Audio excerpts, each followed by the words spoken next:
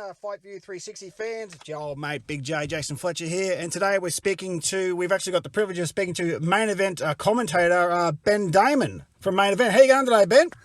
Yeah, Jason, really well, mate. We're getting closer to this fight, aren't we? We've announced it, 3 times now, and finally it's going to happen. So I can't wait till Wednesday night. Really exciting to see whether the proven champion in Jeff Horton can sustain a very competent and upcoming superstar in Tszyu. It's a fascinating fight, and I just can't wait to call it, mate. Oh, obviously. I mean, we can't wait. We've been waiting for this thing for almost 9 months now, and it's had just as many twists and turns as Horn Crawford. You know, they had 2 or 3 different changes. Crawford hurt his hand. It was a logistical nightmare, but we'll get to that in a minute. I just wanted to get a bit of a background into you. How did you come to Main Event, and what is your educational background, and how did you get into the broadcasting business? Because I think it's fascinating. Yeah, well, I was right into 2 sports when I was a kid, horse racing and boxing, and I spent most of my lunchtimes up at the TAB having a bet, and after school I would go to Newtown Police Boys Club and train with Johnny Lewis. So I was around the club and around the boxing scene as a kid, and I really enjoyed it. I was fortunate enough to train alongside Tszyu and the fellas who were around the gym in those days, and Johnny was very good to me. And then I went into sort of mainstream television, ended up reading the news on Channel 7 in Sydney and doing other shows like Sunrise, The Today Show, and all that sort of stuff, and a fair bit of sports television at Fox Sports and Sky News and Sky Racing and the Nine racing coverage for quite a while, and then ultimately found my way back to boxing, which I was sort of always destined to do, but was just waiting for the right opportunity. And I was very fortunate that my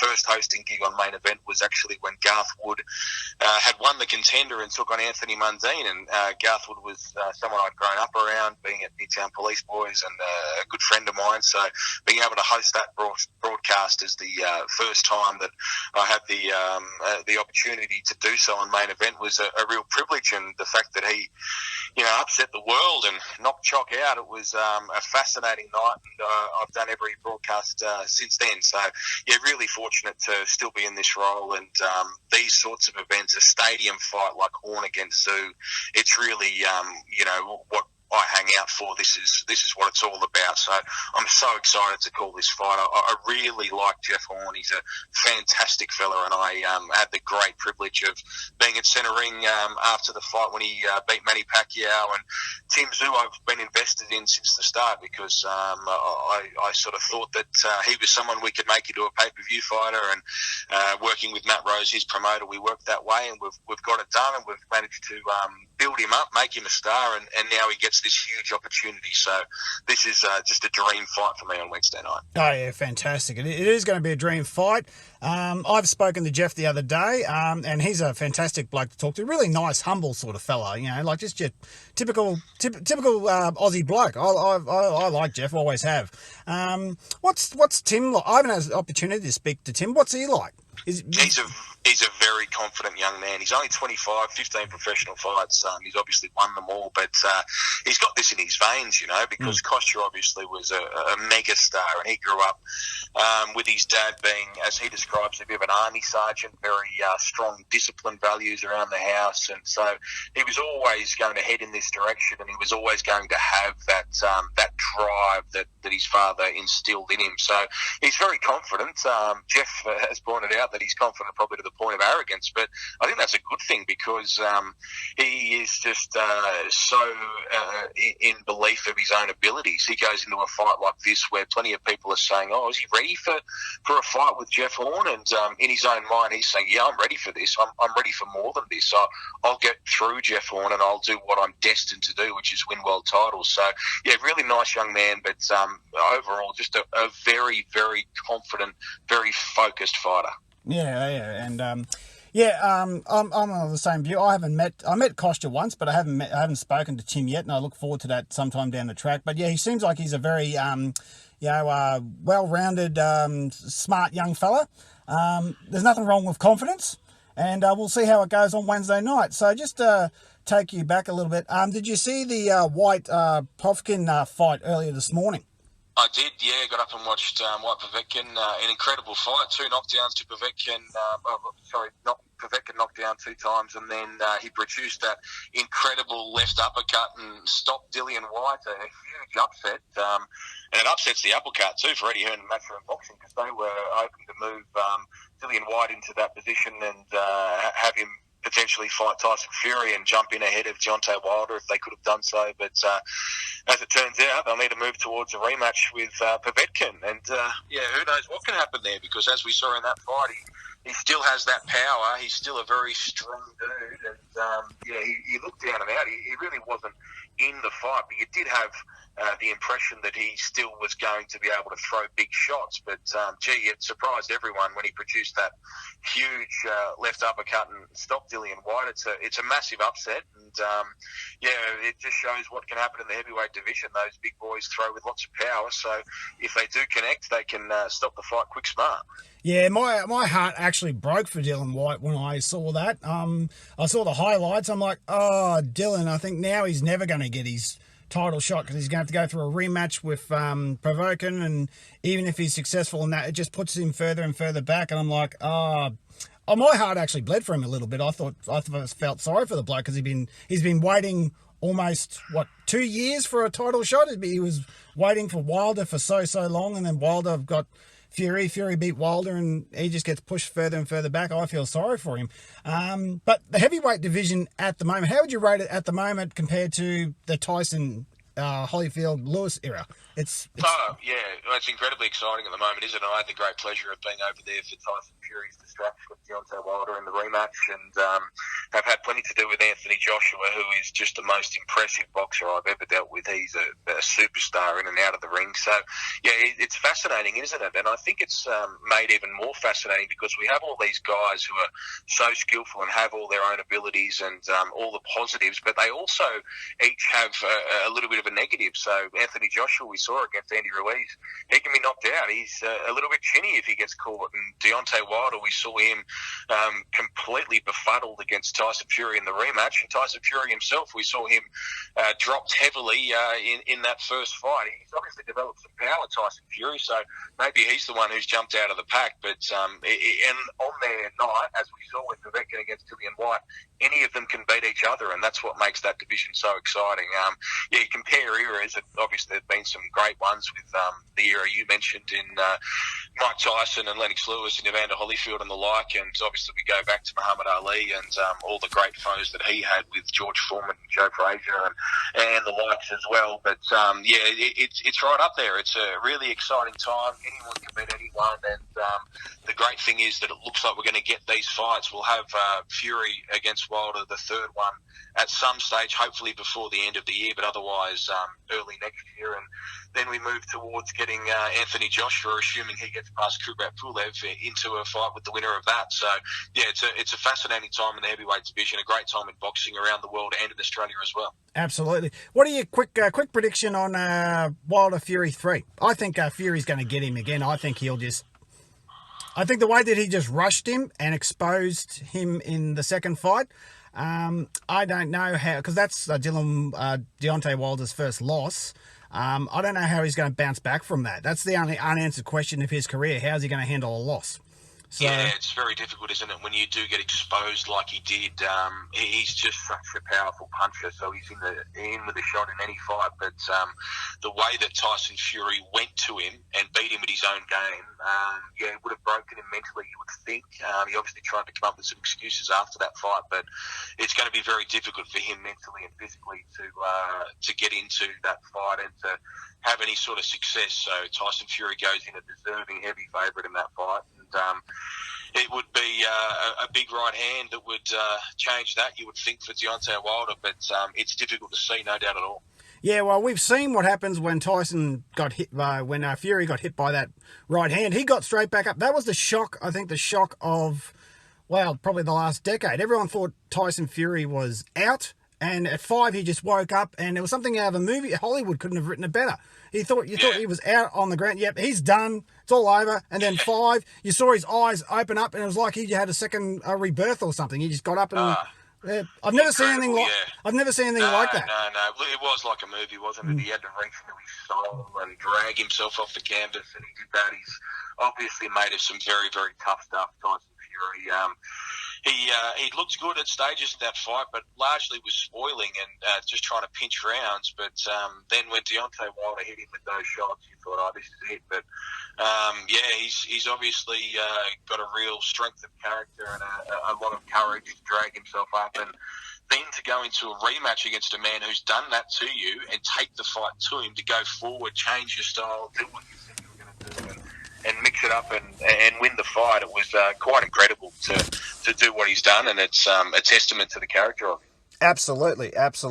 So let's. I can't wait for Wilder Fury 3. I mean, that's going to be fantastic. So I just wanted to talk about the logistics. What sort of logistical work has to be done to actually put on a main event pay-per-view? I'd just like the fans to get a sort of the behind-the-scenes idea of how much work it takes to put on a show like this, because it just doesn't magically pop up on your screen.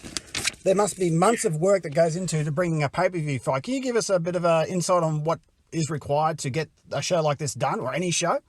Yeah, well, I work pretty closely with the promoters, obviously, and we go back and forth over proposed fights, and we'll sort of have a plan of a couple of fights in advance, if at all possible, and then ultimately we come up with a fight. They go ahead and book the venue, so that's all up to the promoter to get the actual fight logistics going. But then the broadcast side is up to main event, so there's obviously a team of producers and everyone else who's involved in making content, promoting the fight, building it up, and getting everyone excited about it. And then the production and the broadcast itself is a large team. This one's a bit different, obviously,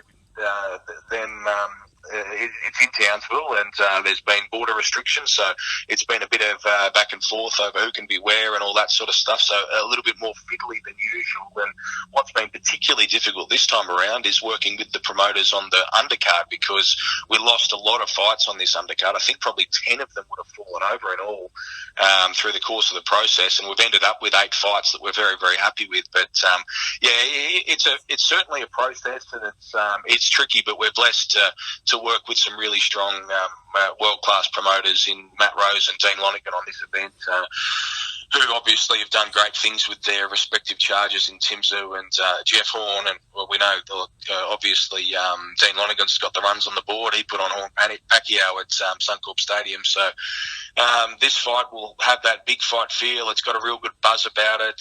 Probably 16,000 fans at the Queensland Country Bank Stadium. So it'll be a massive event. It's been a lot of hard work, but it's well and truly worth it, because boxing's back in Australia, and that's what we needed. Yeah. And how is the fight going internationally? Are you able to tell us what countries have picked it up?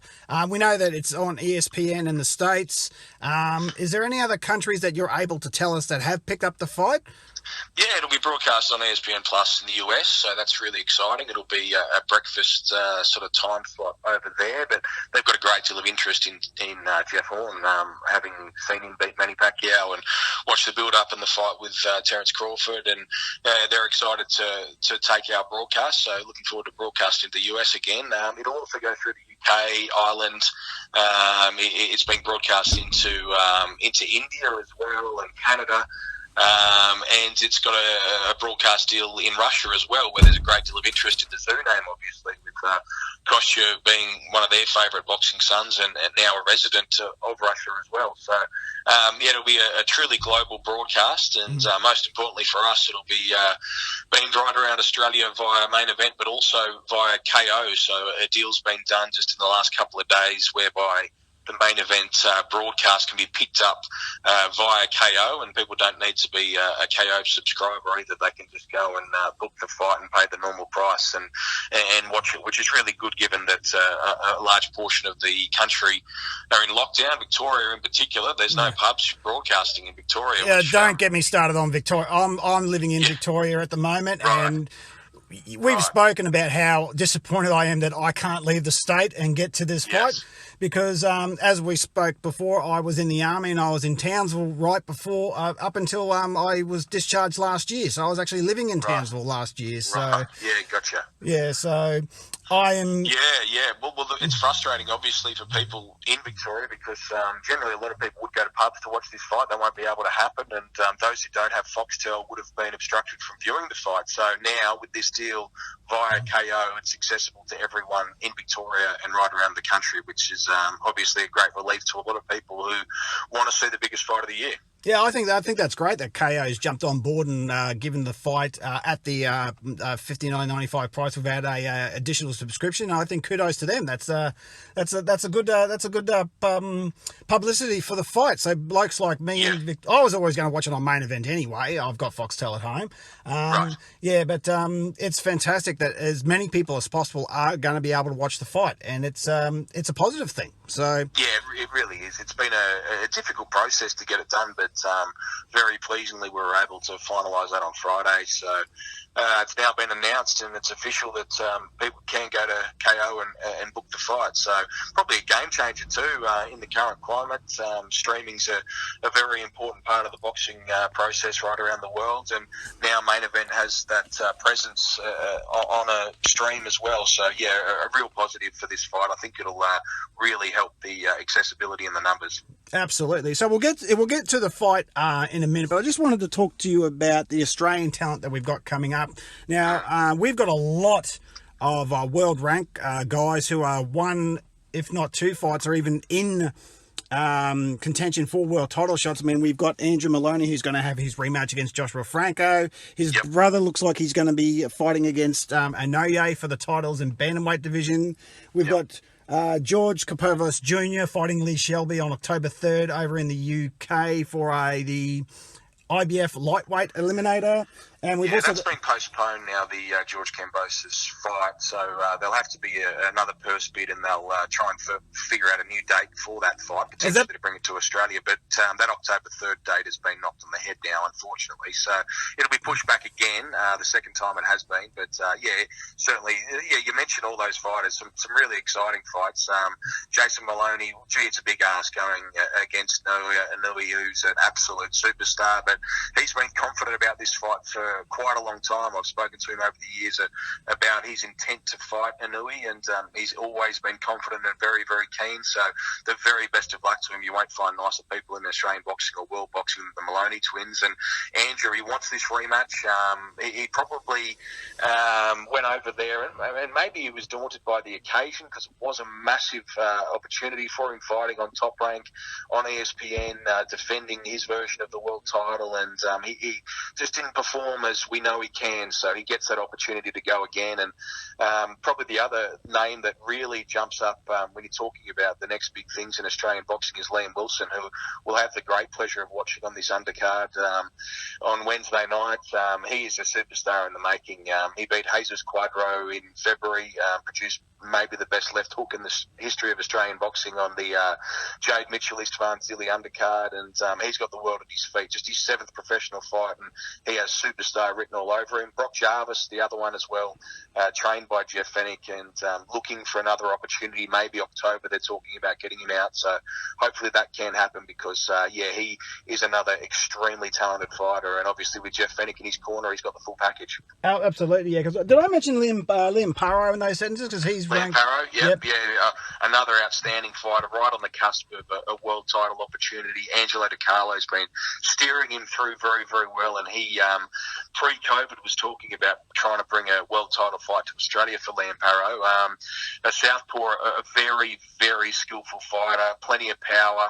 Has been stepping up each and every time and really does look the goods. So, Queensland at the moment is really buzzing with Liam Paro and Liam Wilson, Jeff Horn and plenty of others. It's a good place to be.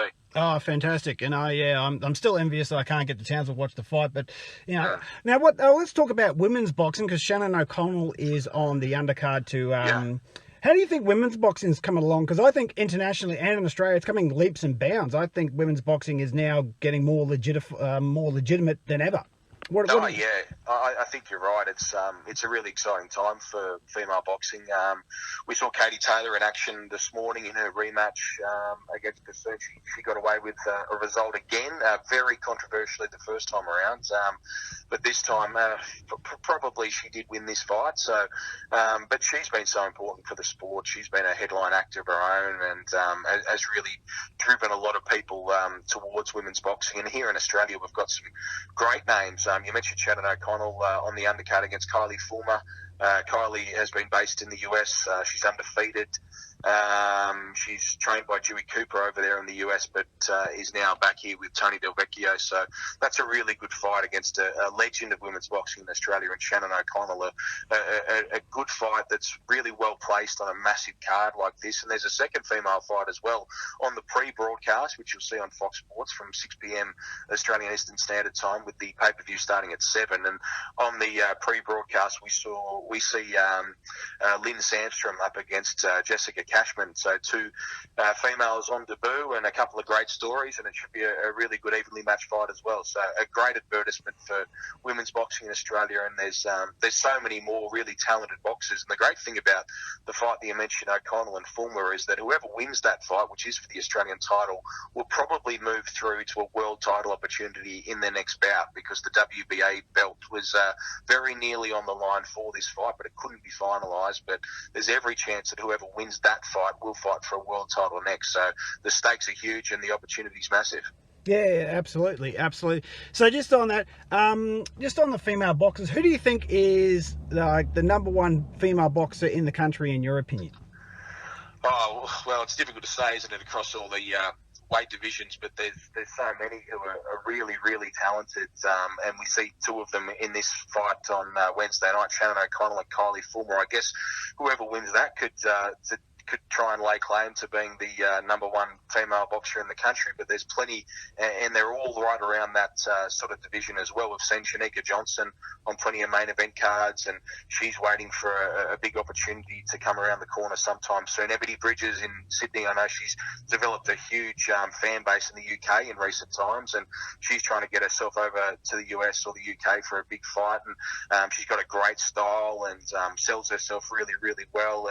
And then there's the likes of Taylor Harris, obviously a cross-code star, but someone who really can fight, who's done a great job and has been broadcast on main events as well, and obviously sells herself so well. So it's a really exciting time in female boxing in the country. There's a few names I've mentioned there. There's plenty of others, but yeah, it's great to have them on these big shows and to showcase female boxing, because it's in such a strong position in Australia and right around the world at the moment. Yeah, and there's also Susie Ramadan and Louisa Horton. Of course. Susie Ramadan is our most decorated female boxer. She's been a legend of the sport for so long, and she's still at the very top of her game as well. I know Barry Michael is doing some work with Susie and trying to secure some big fights. COVID's played a part, but she's been an ornament to the sport for so long. And Louisa Horton, she's won versions of world titles, and such an outstanding boxer, is well regarded in the US. So it's an exciting time. It really is. It really is. Okay, so let's talk about Wednesday night. The big fight is obviously Jeff Horn versus Tszyu. It's a super welterweight bout. It's for the IBF Australasian super welterweight and the WBO global super welterweight. Both those belts are Tim's belts. So just going into the fight, what's your prediction on the fight? Are you able to give a prediction, or are you just going to say, I'll just see what happens? I think that what I am surprised by is the betting markets as they are at the moment. Oh, thank God someone else has brought that up, because I'm astounded. I mean, who's in charge of that? Yeah, well, the betting companies obviously just set their own prices, and it's up to punters whether they want to take them. But as it is at the moment, we have Tszyu as a pronounced favourite, Jeff Horn a massive outsider.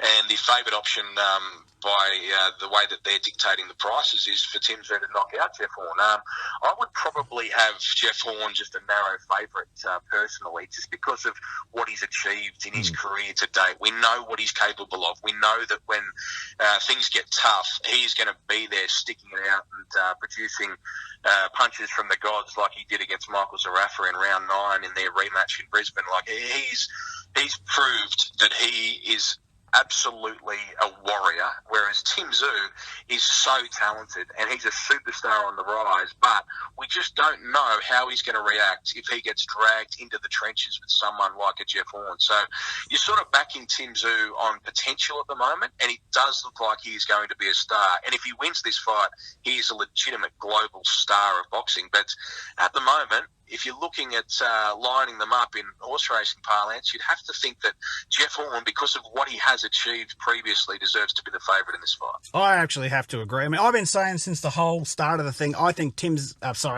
I think Jeff's going to get him in 6, and I'll say that right up until the 7th round. And I spoke to Jeff the other day, and I told him that, and he had a bit of a chuckle about it. And he said, "Okay, fair enough."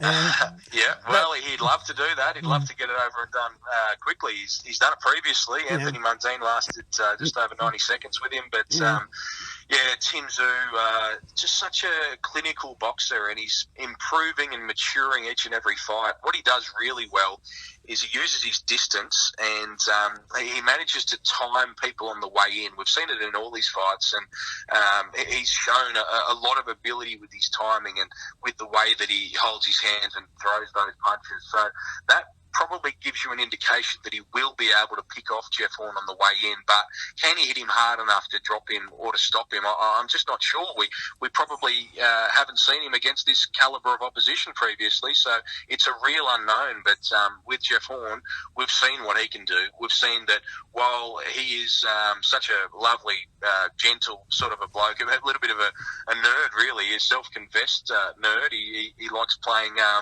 board games, and he shows you magic tricks when you meet him and all that sort of stuff.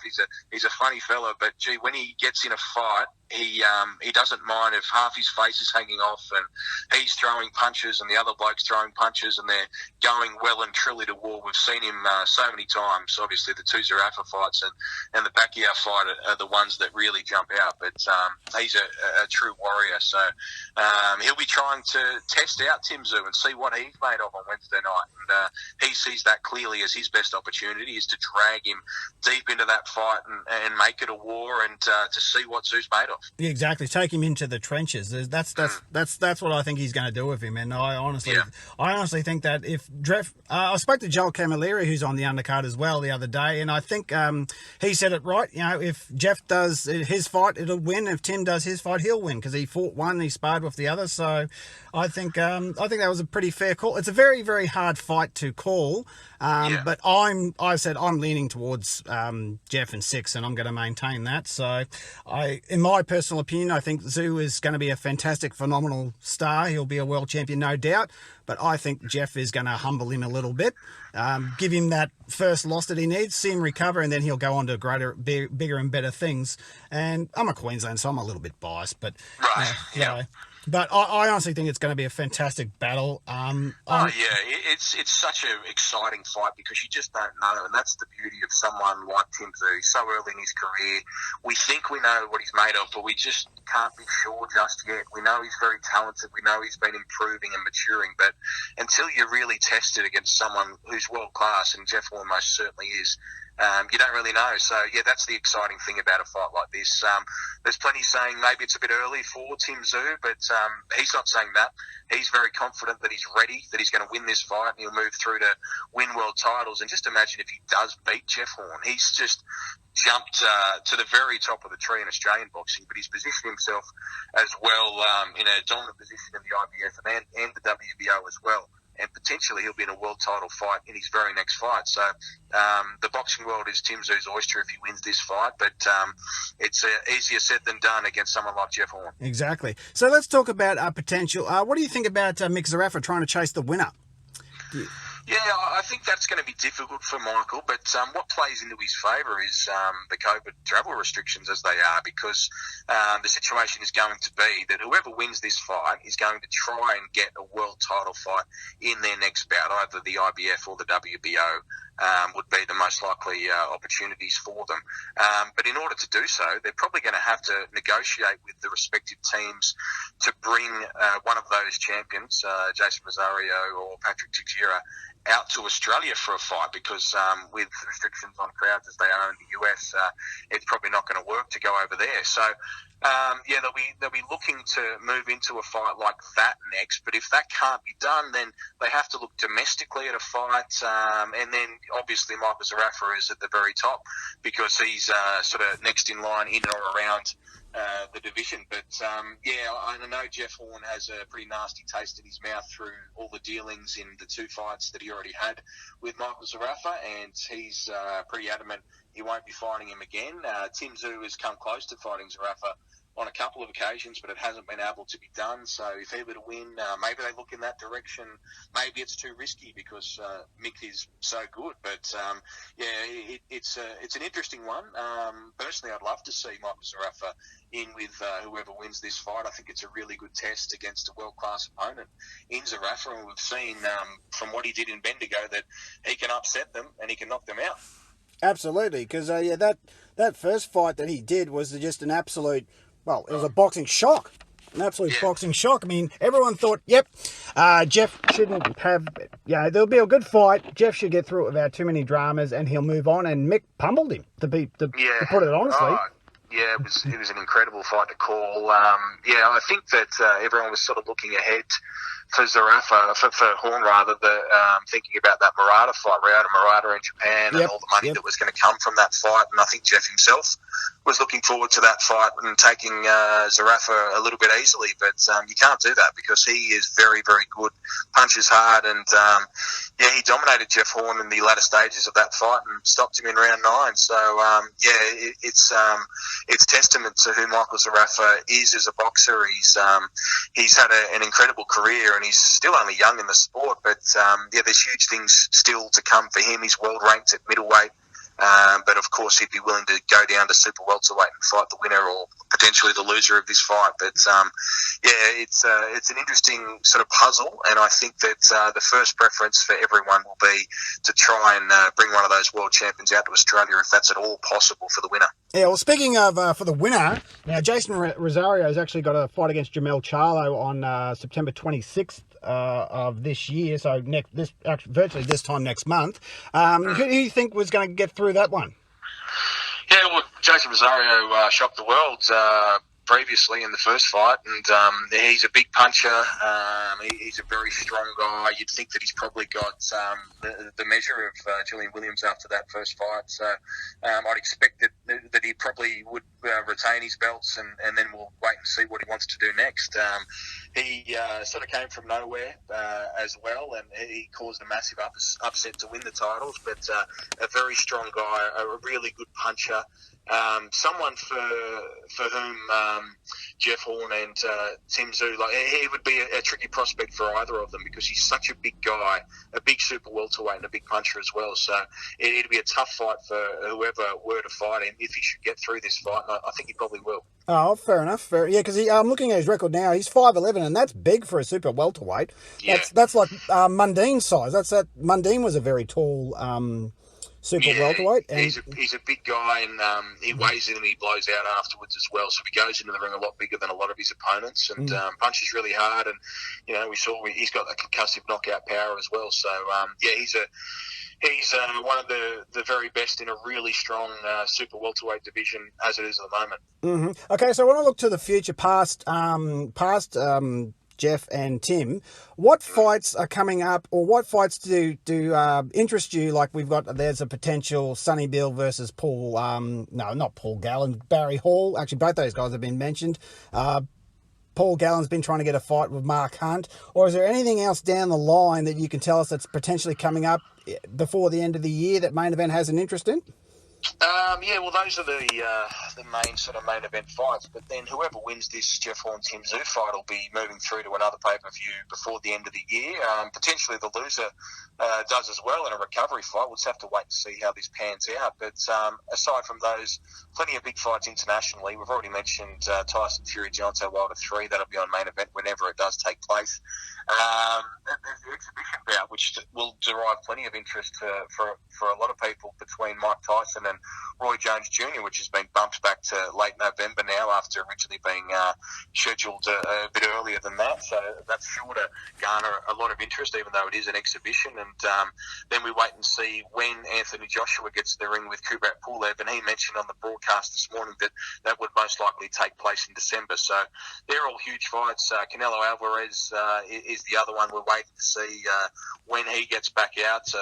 It's sort of up in the air who he's going to fight, whether it is Callum Smith or there's been some moves by the WBC to move him around as well, and potentially to go up to super middleweight. So a lot of really interesting fights through the middleweight and super middleweight divisions, and obviously we'd be very keen to see Canelo Alvarez take on Gennady Golovkin for the third time. Whether that can be the next fight, it does appear unlikely, but maybe sometime next year, because that's a trilogy that needs to be made. I think that Gennady Golovkin was pretty clearly robbed the first time around.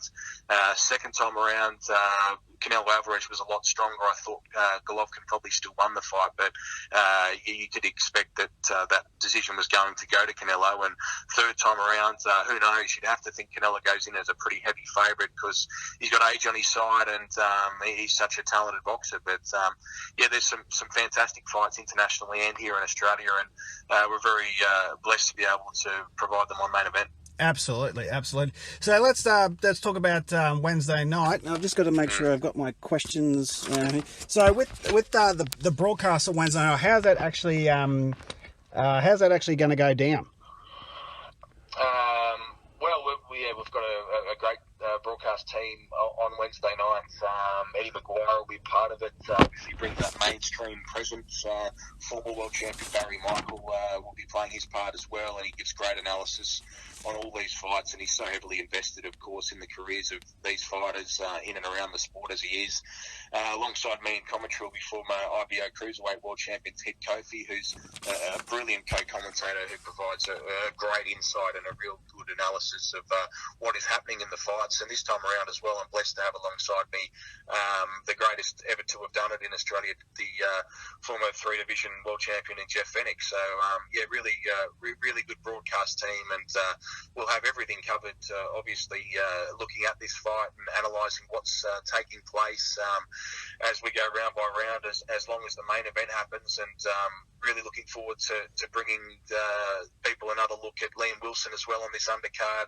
You mentioned Joel Camilleri takes on Adam Copland in a really good fight, and Isaac Hartman against Jamie Weech is a cracker as well. We've already talked about Shannon O'Connell and Kylie Fulmer, which is on the broadcast also. So, it's a really, really strong fight card and a good broadcast team, and it should be a great night on Wednesday. Excellent. So with the just the final logistics of the fight, there's the final press conference. Is that going to be streamed live? I think it's happening from what I've listened into Monday at 2:00. Is that correct? That's tomorrow, 2:00 Aussie time. And when's the weigh-in, and how is this going to be broadcast so people can see it on a stream or on Facebook, or how is that?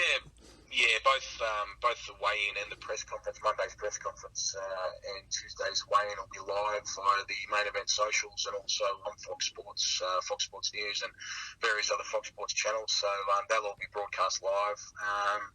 We've got a lot of programming that's been coming out over the last week or so, and promos, and the Fighting Words special, the half-hour doco that I made with Mickey Caparelli is bouncing around the Fox Sports channels at the moment. It'll be broadcast as well via social media this afternoon, so people will be able to have a look at that half-hour special in the lead up to the fight. And it's all sort of adding to that big fight feel, because it's a massive fight for whoever is to win will undoubtedly be the king of Australian boxing. So it deserves to have this sort of a build-up, and it does have that real big fight feel to it. Yeah, that's fantastic. So the final press conference is tomorrow at 2:00. Is that correct?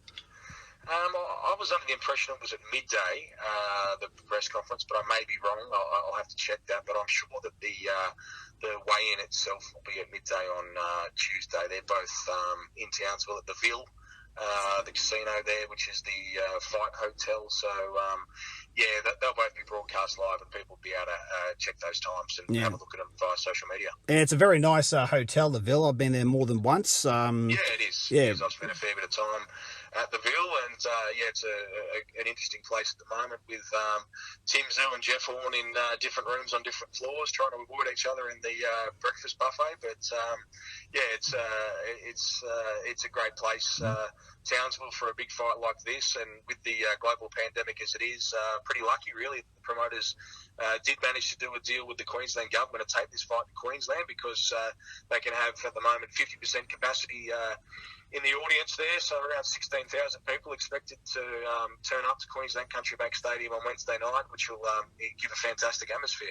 Yeah, that's right. So it is actually a 32-seat thousand stadium. I was under the impression it was only 25. Can you confirm it's actually 32? Is that correct? Yeah, it's a 32,000 person venue if you have seating on the floor. So half of that is 16,000. Obviously, there's COVID safety measures in place, but as it turns out, 16,000 people able to come along. And Dean Lonergan was telling me earlier in the week that they've already sold very close to that amount. So.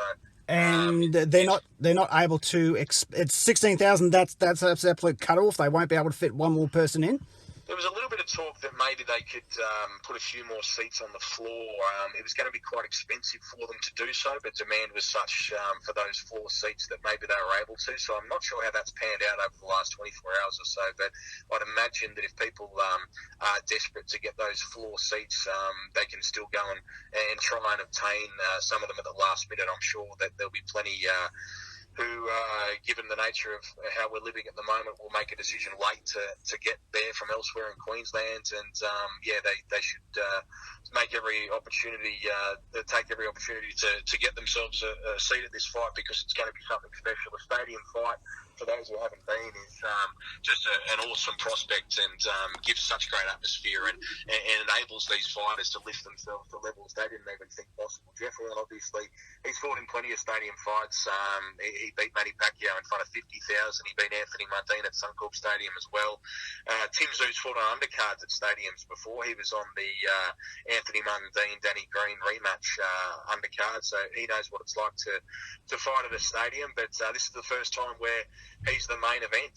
He's the big act, so it'll be interesting to see how he copes with it, but he gives every impression that he's going to be just fine. Yeah, and Australia is the envy of the world at the moment, because we're the only country in the world that's having a boxing event with a crowd. I mean, Dean Lonergan and Matty Rose must be doing cartwheels, because Bob Arum, Top Rank, and PBC and Eddie Hearn, they're not allowed to have crowds, and we are. So we're the envy of the boxing world.